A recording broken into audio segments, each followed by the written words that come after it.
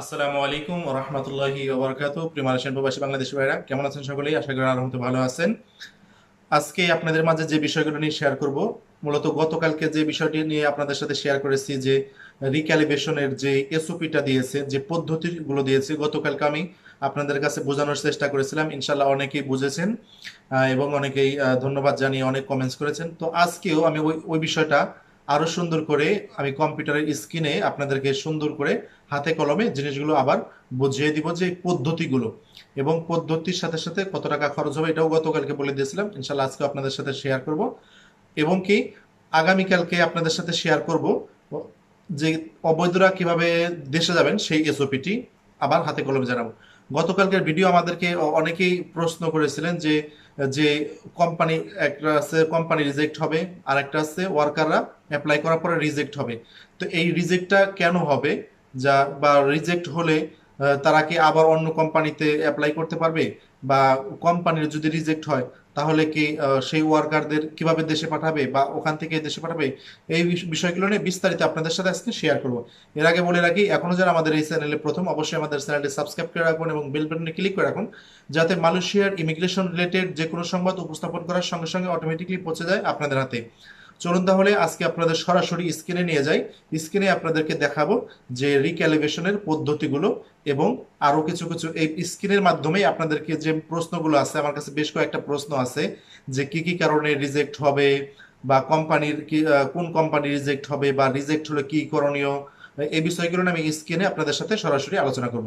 প্রিয় মালয়েশিয়ান প্রবাসী বাংলাদেশি ভাইরা, আপনারা দেখছেন গতকালকে কিন্তু ইমিগ্রেশনের যে প্রধান আছে, দায়িত্ব খায়রুল জামি, উনি কিন্তু আপনাদের গতকালকে এই এসওপিটা স্টেপ বাই স্টেপ বলে দিয়েছেন। এরপরেও আমি ইনশাআল্লাহ আপনাদের সাথেও সেই বিষয়গুলোই শেয়ার করতে যাচ্ছি, যে টোটাল এসওপিটা আমি আপনাদেরকে বাংলা ভাষায় আবার বুঝাই দেওয়ার চেষ্টা করছি। উনি দেখেন, উনি কিন্তু হাতে কলমে গতকালকে বুঝাই দিয়েছেন স্ক্রিনের মাধ্যমে যে পুরো বিষয়টা। ওকে, যে বিষয়টি আমি গতকালকে আপনাদের সাথে অলরেডি আলোচনা করেছিলাম, যে একটা কোম্পানি থাকবে, এটা হলো আপনার কোম্পানি এমপ্লয়ার মানে যে আপনাকে নিয়োগদাতা, যে আপনাকে নিয়োগ দেবে, বা আপনার ধরে রাখেন আপনার কোম্পানি এটা। ওকে, কোম্পানি তার সমস্ত ডকুমেন্টসগুলো দুটো ভাগে সে সাবমিট করবে। ওকে, এর আগে আপনাদের আরেকটা বলে রাখি, যে গতকালকে বলেছিলাম যে সমস্ত কার্যক্রমই কিন্তু পরিচালিত হবে অনলাইনে। দেখেন এখানে আপনার যে অনলাইনের যেই ঠিকানা আছে, দুইটি ঠিকানা, www.imi.gov.my, এটি একটা ঠিকানা ওয়েবসাইটের। আরেকটি আছে recalibration@imi.gov.my, এটা আপনার ইমেইল অ্যাড্রেস, যে ইমেইলে সমস্ত ডকুমেন্টসগুলো সাবমিট করতে হবে। এবং এখন কিন্তু www.imi.gov.my-তে ঢুকলেই একটা নতুন একটা পেজ বের হবে, রিক্যালিব্রেসি। সেখানে ক্লিক করলেই কোম্পানি রেজিস্ট্রেশন করবে, রেজিস্ট্রেশন করার পরে সমস্ত ডকুমেন্টস সেখানেই সাবমিট করতে পারবে। ওকে, যাই হোক, এটা হলো আপনার কোম্পানিতে সমস্ত ডকুমেন্টসগুলো এখানে এই ওয়েবসাইটে রেজিস্ট্রেশন করে ওখানে সাবমিট করবে, এবং সে অ্যাপ্লিকেশন করবে এখানে, যে লেবার ডিপার্টমেন্ট আছে, www.eppax.gov.my, এখানে সে সাবমিট করবে। তাহলে দুই জায়গায় সাবমিট করবে, এক তো এখানে রেজিস্ট্রেশন করবে, আর এক ইমিগ্রেশনে, লেবার কাউন্সিলে, লেবার ডিপার্টমেন্টে এবং ইমিগ্রেশনে, দুই জায়গাতেই রেজিস্ট্রেশন করে দুই জায়গাতেই সাবমিট করবে। ওকে, ইমিগ্রেশনে সাবমিট করার পরে ইমিগ্রেশনে রেজিস্ট্রেশন করে ইলিগাল ইমিগ্রেন্টদের রেজিস্ট্রেশন করবে, রেজিস্ট্রেশন করার পরে এরা আবার ভেরিফিকেশন করবে। ওকে, তো এখানে যখন ভেরিফিকেশন হওয়ার পরে দুইটা রেজাল্ট আসবে, আমি গতকালকে বলছিলাম। একটা হলো ভেরিফিকেশনের যেটা আসবে, ফেইল এবং আরেকটা পাস। ওকে, যদি পাস হয় তাহলে পরবর্তী স্টেজে এসে যাবে, আর যদি ফেইল হয় তাহলে সে তার দেশে যাওয়ার জন্য পরবর্তী পদক্ষেপ নেবে, দেশে যাওয়ার জন্য। ওকে, এরপরে আরেকটি যেটা বলছিলাম, এখানে লেবার ডিপার্টমেন্ট থেকে অ্যাপ্লাই করবে, অ্যাপ্লিকেশন করার পরে এরাও কিন্তু তারা আপনার জাস্টিফাই করবে সমস্ত কিছু জাস্টিফাই করার পরে, তদন্ত করার পরে, এরপরে এখান থেকেও দুটি রেজাল্ট আসবে, এখান থেকেও। মূলত এটাই আপনার সমস্ত কোম্পানির ডকুমেন্টসগুলোই বেশি চেক করবে। এই ডিপার্টমেন্টে কোম্পানির ডকুমেন্টসগুলো চেক করবে, আর উপরের ডিপার্টমেন্টে লেবারের যে প্রিভিয়াস হিস্ট্রি আছে, ওয়ার্কারদের, ফরেন ওয়ার্কারদের যেই ইগুলো আছে, অবৈধদের যে ইমিগ্রেশন রিলেটেড, তারা কিভাবে আসছে, তাদের পাসপোর্ট, সব কিছু এখানে চেক করবে। আর এখানে চেক করবে কোম্পানির বিষয়াদি। সো এখান থেকে যদি হয়, যদি পাস অথবা ফেল হয়, রিজেক্ট হলে এখানে আবার আপিলের একটা সুযোগ আছে। ওকে, আপিল করতে পারবে, এটা কোম্পানির যদি কোনো প্রকার ডকুমেন্টস রিজেক্ট হয়। ওকে, রিজেক্ট, আমরা আপাতত রিজেক্টের কথা বাদ দিলাম, আর উপরে এখানে ইমিগ্রেশন থেকে ওয়ার্কার রিজেক্টের এই বিষয়টা বাদ দিলাম। যদি পাস হয় তাহলে এখান থেকে ইমিগ্রেশন ওয়ার্কার পাস হয়েছে, অবৈধ ওয়ার্কার যে এটা দিয়েছিল, অ্যাপ্লাই করছিল, সে পাস। ওকে, এখানেও তার কোম্পানির সমস্ত ডকুমেন্টসও অ্যাপ্রুভ হয়েছে। তো অ্যাপ্রুভ হওয়ার পরে সে কোটা পাইছে, ঠিক আছে, সে 1 মাস মেয়াদির একটা কোটা পেল, এবং কি এই ডিপার্টমেন্ট থেকে তাকে কোটা দিল, লেবার ডিপার্টমেন্ট থেকে। এবং ইমিগ্রেশন ডিপার্টমেন্ট থেকে যেহেতু ওয়ার্কার অ্যাপ্লাই করে পাস হয়েছে, সে পরবর্তীতে রেজিস্ট্রেশন স্লিপ পেল। ওকে, রেজিস্ট্রেশন স্লিপ যখন সে পেল, এবং এখান থেকে কোম্পানিরও কোটা পেল, কোম্পানির রেজিস্ট্রেশন কোটা এবং এমপ্লয়ের যে ওয়ার্কার আছে অবৈধ, এই স্লিপ দুটো একসাথে করে পরবর্তীতে সে নির্ধারিত ক্লিনিকে সে ফমিমা কেটে ফমিমা করবে। ওকে, ফমিমা করার পরে এর পরবর্তীতে যেটা হবে, যদি ফমিমাতেও আবার দেখা গেছে যে দুইটা রেজাল্ট আসবে, একটা ফিট আর একটা আনফিট। যদি আনফিট হয় তাহলে তাকে দেশে পাঠানোর ব্যবস্থা করবে। যদি আনফিট হয় ফমিমাতে, তাকে দেশে পাঠিয়ে দেওয়া হয়। আর যদি সে ফিট হয়, তাহলে ফিট হলে পরবর্তীতে সে পিএল কেসের জন্য অ্যাপ্লিকেশন করবে, ফাইনালি ভিসার জন্য। ওকে, ফাইনালি ভিসার জন্য সে অ্যাপ্লাই করবে। ওকে, ভিসার জন্য অ্যাপ্লাই করার পরে, ভর্তিতে ভিসা ওখানে অ্যাপ্লাই করার পরে সে পেমেন্ট করবে, ভিসার জন্য পেমেন্ট করবে। ওকে, পেমেন্ট করার পরে এখানে যে পেমেন্টগুলো আছে, সেই পেমেন্টগুলো করার পরে পরবর্তী স্টেজে সে ভিসা পেয়ে যাবে। এইটা হলো স্ট্যান্ডার্ড অপারেশন প্রসিডিওর, যেই প্রক্রিয়ায় রিক্যালিব্রেশন প্রোগ্রামটি হবে, এর হলো এটা প্রসেসিং। তবে এখানে আপনারা দেখে থাকেন যে ইমিগ্রেশন এখানে ডিপার্টমেন্ট মালয়েশিয়াতে সাবমিট করছে, এখান থেকে রেজিস্ট্রেশন করছে।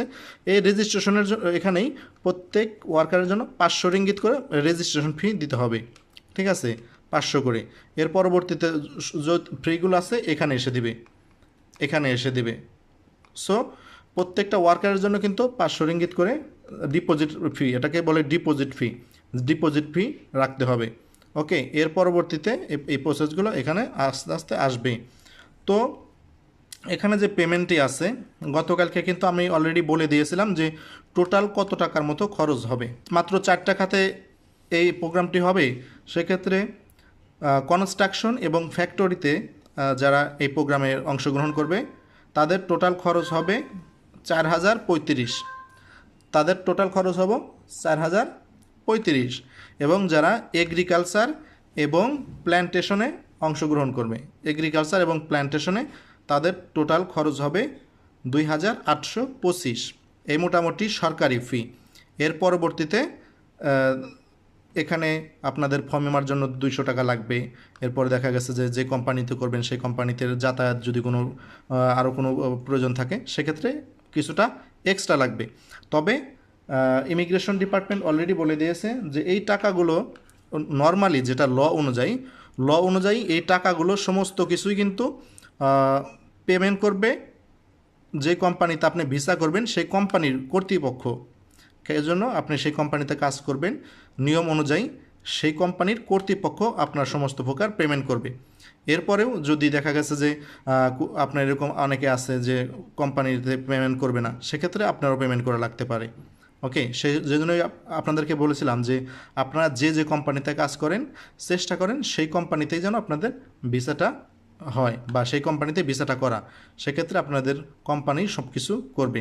ওকে, আমাকে বলেছিলেন যে কোম্পানি একটা কোম্পানিতে অ্যাপ্লাই করলাম, সে কোম্পানি আমার এখানে এসে কোম্পানি রিজেক্ট হয়ে গেল, কোম্পানি রিজেক্ট হলো, সেক্ষেত্রে আমি কি করব?